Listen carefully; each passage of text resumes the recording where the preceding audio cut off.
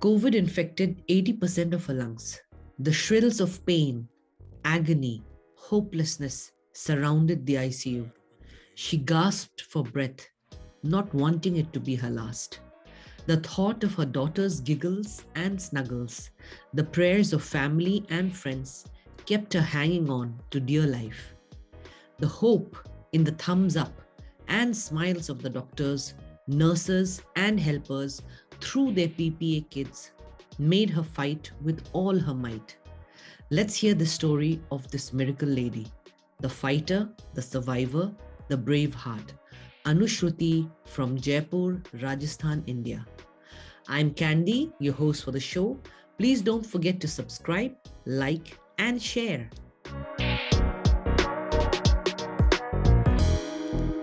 Hello. Hi, Anu. How are you? Very well, Candy. How are you? I'm Great fine. to see Yeah, I think it's apt for me to say that I'm happy to see you alive and kicking. Are you going to have the same kind of a sense of humor throughout the interview? Yeah, kind of.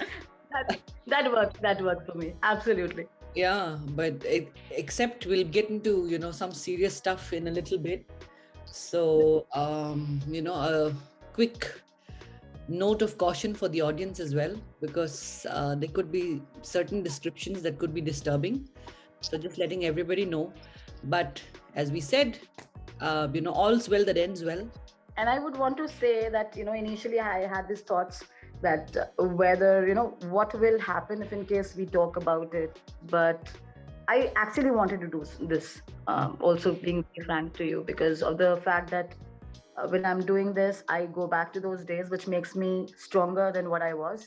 Absolutely. And it also tells me that if you have courage and patience and the love of your family and friends, I think you can survive. I'd like to begin with the the big question: how, right? How did you contract COVID? Do you know? And also, were you even vaccinated at that point in time? How is a good question. I don't know still. I was not going out, and this happened in the month of May. Um, it started with fever for me and my elder daughter. I've got two daughters.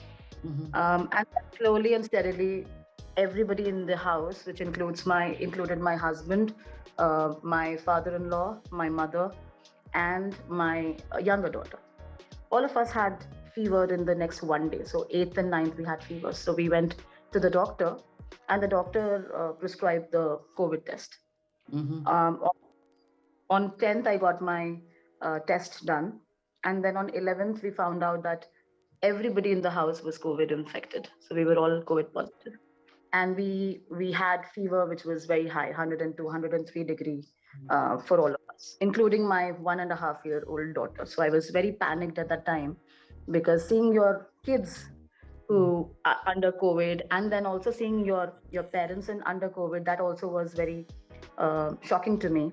Coming to the other question of whether I was vaccinated, only my father-in-law and my mother were vaccinated by the first dose, because in May is when we started with our age group in India. I did not feel that the situation would go that bad for me, because I thought that it's my parents who actually need a little more care, Right. with them being diabetic. As you were explaining, it almost feels like, you feel like you're the strongest amongst the lot in terms of, age and probably, preconditions, right? Yeah. Or like, I'm the mother, I have two kids, I have to look after everybody and like my in-laws and ironically, you know, and 5 days, that's all it took, right? Only took 5 days Yeah. and that too directly to the ICU. That's right. So I did not go directly to the ICU. I would say, we. So this happened on the 14th. Okay, 14th of May. I started having these panting issues and breathlessness. It started with that, and I was coughing a lot. Somebody told me that you do some proning exercises. So proning is basically when you lie on your chest and then you stay there in that position.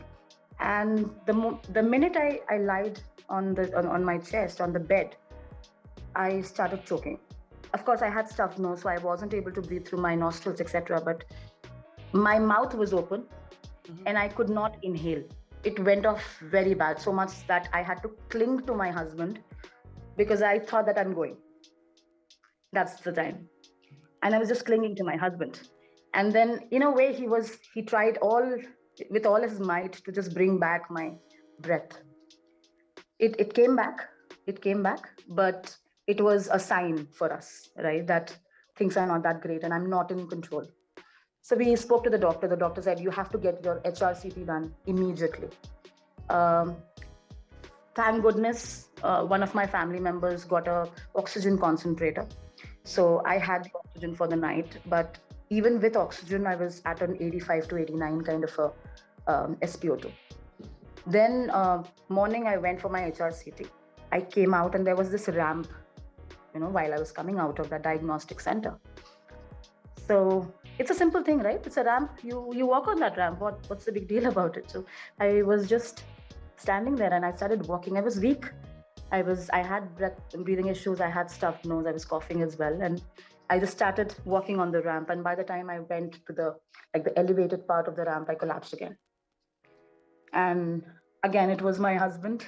And again, I was clinging to him. And again, I was not able to breathe. I had my mouth open and I could not inhale it. So far, you were conscious all along, though, right? Yeah, I was Like conscious. from the night before, and okay, so you were conscious, so you knew what was happening. Yeah, I knew it was happening, and I did not know how bad it was. We were just now waiting for the HRCT reports. The HRCT report came in the evening, and it said that 80% of my lungs were infected with COVID pneumonia. And I did not know that because nobody told me. But I was sleeping at that time. I woke up and I saw everybody in a panic kind of a mode. Because by that time, the doctors had told them that if we don't get a hospital in another 1 hour, we'll not be able to save her. And I did not know about it. If I would have known about it, I don't know what would have happened. But I saw everybody trying to contact different people because, in India at that time, in May, we did not have much facilities available. So we got no beds, no oxygen, no medical help. Hospitals were flooded. There was no ambulance. I thought that I'm going to the hospital for a remdesivir injection and then maybe coming back, but that wasn't the plan. The plan was that I have to stay there. And with all the paranoia around COVID and hospital situation, it was difficult to imagine. So tell us about that, right? How difficult was it? Who helped you get a hospital, a bed, all of that? So we got the ambulance, and an ambulance were not that easy to get. Somehow we got an ambulance thanks to one of my cousins. So he and my husband, they were coordinating, and we finally got the ambulance here. We went to this hospital where we got to know through the same cousin that yes, there are COVID beds available.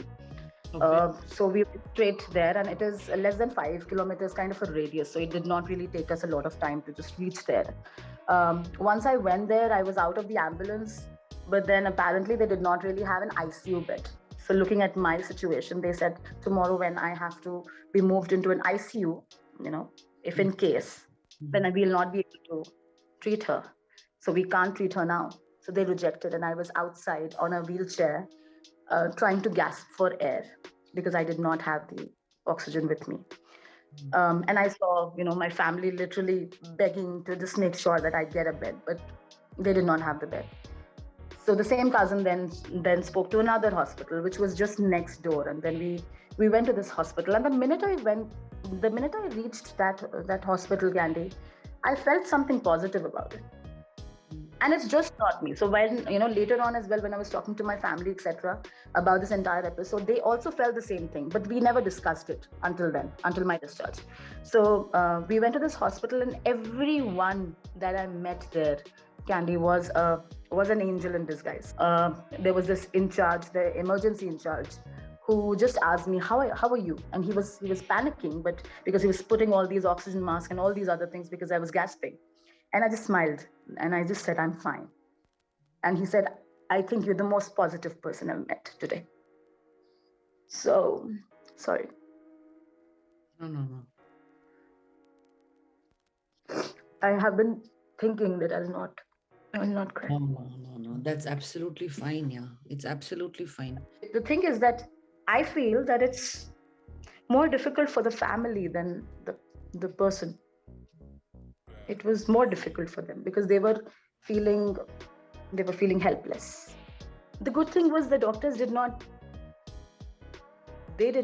give their hopes. That was so beautiful about this entire story. Their profession. I've had so much of respect for doctors and nurses and for helpers that you can't even imagine that. The stress that they go through. 3 days I was there in the COVID ward, Candy.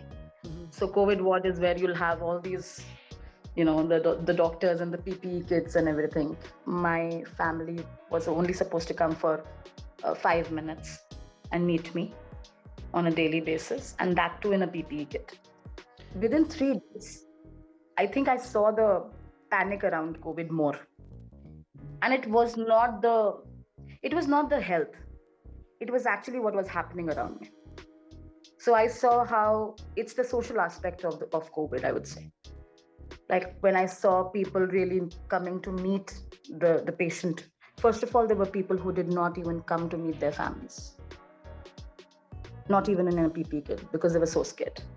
There were elderly, around 80 years old, who were just given a phone just in case you want to contact their family.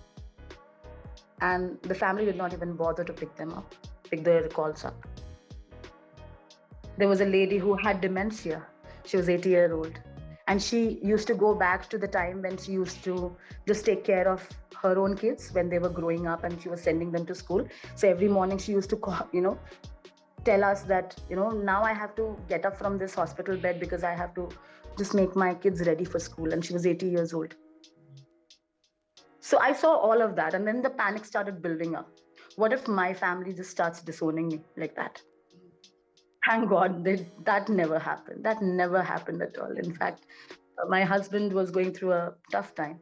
He has never seen such situations like people in the hospital.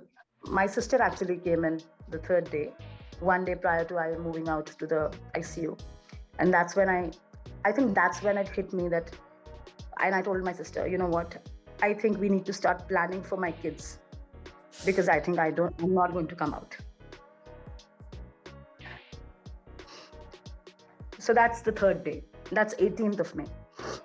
And the 19th is when they take me to the ICU. Because my saturation was not that great, despite of being on 100% oxygen. When I went to the ICU, I was like, oh, shit, this is an ICU.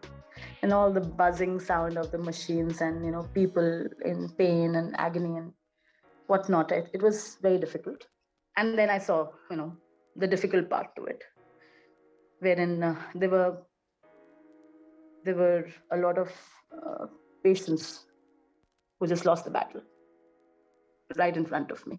When I was in the hospital, I wrote something on the day when I saw the first death right in front of me. Grief. The last few days have been quite nerve-wracking. I have been on both the sides of death. I've seen myself collapsing in the arms of joy, where I was literally gasping for air on 2 occasions. One wherein we tried a proning exercise for the first time, and the other at the gates of the diagnostic center, again at the arms of joy. Joy is my husband. Today I see witnessing death from a far-fetched distance when someone I didn't even know, bed number 1205, left her breath. I didn't know her at all, but the grief of her leaving is equally the same. I just imagine the pain of people leaving your families and going to an uncharted environment. I feel for what happens to the people and their emotions who are left behind, how they cope up without the individual that they lived their entire life with. There's so many questions unanswered, but what is left at the end of the day is Om Shanti Om. When you're in the ICU, you're so sick yourself that you really don't know what's happening around you. But you were conscious and you could see all of these things that nobody wants to ever witness, right? Like the first time when nobody told me about the HRCT report, and I still felt that I am in control. I think that's what the mantra is. Nobody was telling me that the situation is bad. Everybody kept on telling me that I can do it. including my sister, who used to visit me every single day. And the doctors, in fact, noticed that, when she was visiting me, my situation improved, my breathing improved. Most of the impact was because of this positive vibe that you got from your loved ones. Right. All of us have these cool WhatsApp groups, right? The happy birthday and the happy wedding anniversary groups. Correct. But I had this group wherein there was a constant circle of, spirituality going on, no matter what religion they were. Everybody was doing their part, everybody was praying for me. And one stopped and the other one started from there. And they had this circle for the entire, the 7 days I was there in the ICU. I was there in the ICU for 7 days. They continued with that no matter what time of the day it was. Like a prayer chain, right? Yes. And you were so lucky also with the facilities that were made available to you through, like your cousin, Yes. I think office also had some part to play. Absolutely. I think I was very fortunate. Whatever I needed at whatever time, there was somebody who was doing that for me. You can't ever repay that, can you? I have so much of respect for whatever they did. Nobody told them to do it. Yeah. But they did it because they felt that it was important and they were doing it for me. So Candy office was extremely helpful. My bosses and everybody right from an HR to my super boss, I would say. Everybody was so concerned about my situation. When I got discharged, we had a situation wherein we did not have an oxygen cylinder. So they arranged it for us in 30 minutes. When you were finally able to see your children, in the sense that you were safe to kind of make contact with your children, what was going through your mind? I was waiting for that day, and every day I thought that was the day when I would meet them. The day I moved to my own room, the very next day, my elder daughter came over. My elder one, Ahana, she walked inside, and I was all tears. And I was howling. I just kept on hugging her. Yeah. And I felt so grateful about life and about the fact that I could actually hold her. Right. It was lovely. It was lovely. And even the younger one. So I met the younger one when I went back home, and she was rapt looking at me. Like, she just met me after such a long time, and I had this the nasal pipe, the nasal line as oxygen. And she just kept looking at me, and she told everyone she can't really speak. Right. She's telling everyone that this is my mama. Mama. And she was lovely. And I just held both of them. Just to see their expressions and oh, she went, mama, that's my mama. That's the sweetest thing. Yeah. Yeah, you're getting me teary. Yeah, I'm so glad that you came out of all of it. The willpower that you had, the spirituality, the strength from within yourself. Because at the end of the day, the environment is positive, is great, but it's also about how you practice it. Because at the end of the day, it's you. You know, only you can help yourself. You lived through it, and you came out alive. As I was telling right at the beginning, you're alive and kicking. Yeah, true. And you're actually living to tell your tale. You know what I'm saying? Thank God that you're fine, and you look so happy. And I wanted to make this intentional because, with all the stories around COVID, Candy, I also think that people have a lot of negative connotations for COVID. Yeah. But I want to make it inspiring for a person who's gone through that, and who needs to hear this, that we can do this. We can stay alive for our family and our friends, and this is again another chance from the God. Of course, I go through these negative emotions at times as well. I have post-traumatic stress disorder. I am responsible to think the way I want to think. So if I would want to think that I am positive and I can do it and I can restart my life, I think all of us can, start thinking on the same lines. It's difficult, but we need to do it. And from the physical part to it, like COVID recovery, not only the mental state, but then the physical part to it, it's not as easy. I still have weakness. I have a physio, I have anxiety issues. I get panicked. If I'm sitting in a car and I see an ambulance, I feel panicked. If there is a lot of honking, and India, so if there's a lot of honking around, then again, I feel panic. If I see a red light, just the light of it, I feel panic because it takes me to the ICU where they were surrounded by machines, and every machine had a buzzing sound and a beeping sound and a red light there. So I have that part to it, but I would rather look at, the journey of how I've come out of it. Thank you, Anu, for sharing this. To show vulnerability on this platform, just letting everybody know that you have post traumatic stress disorder. It's not easy for somebody to just come out and say that, but you've shown so much of courage, and you've shown so much of bravery, and letting people know that even whatever that issue is, right, whatever that impediment is, whatever that setback is, you still have a choice. You still have a choice to make life possible for yourself, no matter what you go through. I think that's a very strong message that I see coming from you. And I'm so very glad that you chose to do this today. And we are so thankful, and we wish you the very best. Thank you, Candy. Thanks for inviting me. I think this is important for me. This was important for me to just talk about things. This just feels like talking to a friend, right? It has that feeling that I'm just narrating you whatever you've missed out in the last few months. And that I take away from you. Thank you for inviting me. So welcoming Anushruti all the way from Jaipur, Rajasthan, India, at the Rapid Fire at Candid with Candy. Welcome. What household chore do you hate doing the most? Cooking. What's your hobby? Reading, writing, dancing. Reality shows, yay or nay? Nay. Okay. It's not reality. Do you like the sunrise or the sunset? Sunrise. What's the first thing you notice about someone? The smile. Do you have a favorite flower? Yes, lavender. And oriental lily. Do you have a tattoo? No. What's your favorite activity that you do with your children? Reading books or dancing with them.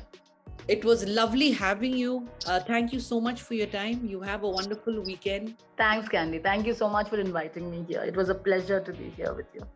I appreciate you guys watching Candid with Candy week on week. For more awesome stories, don't forget to check the rest of my videos. Till next time, I'll see you, and God bless.